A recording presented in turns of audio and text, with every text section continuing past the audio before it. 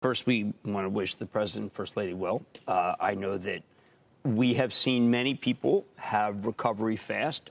Some people obviously hospitalized, and the situations are much better, but he's an at-risk age.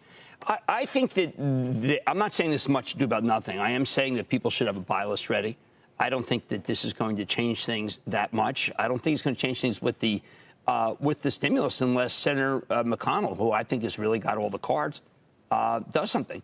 I think the Senate is convinced, the Republican senators, 20 of them, that we have a V-shaped recovery, so why are we wasting any money? I think, obviously, if you look at the employment report, you'll see that, there's a staggering number of people who are losing their jobs permanently because the companies are closing. And it was always the idea of the secretary that there should be insurance against that. 19.4 million people reported unable to work. But I don't think the two can be conflated. I just don't think that. And I do believe the president will be able to do some Zoom and we'll be surprised at how well the Zoom does.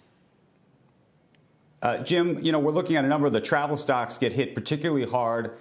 I think on the assumption that there's a view that this is going to make this real for certain Americans and maybe would reduce their willingness to travel, reduce their willingness to spend money. Do you buy that argument? Not one bit. I think that only 19 people since the period that COVID has started, according to medical sources and Boeing, have contracted COVID from flying in planes.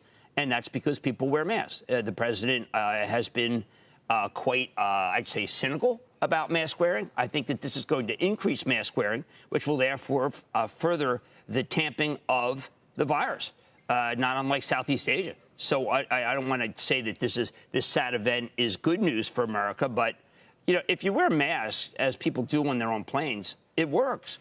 19 people have COVID after millions of people have flown, documented by medical sources. Why? They wear masks on planes.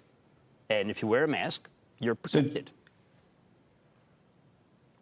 Jim, it's an important point. We raised it earlier that in a very, it may be an unconventional thought, but if there is a positive from this situation, perhaps more Americans will wear masks. And we appreciate your perspective. The primary person who has stood in the way of this being tamped is the president of the United States because he doesn't wear a mask. And he makes fun of the vice president for wearing a mask, a big mask.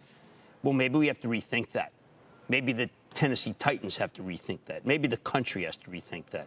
So, yes, maybe something good could come of it, which is that every scientist, every epidemiologist, every person who understands aerosol all agree that masks are the only hope we really have, particularly indoors.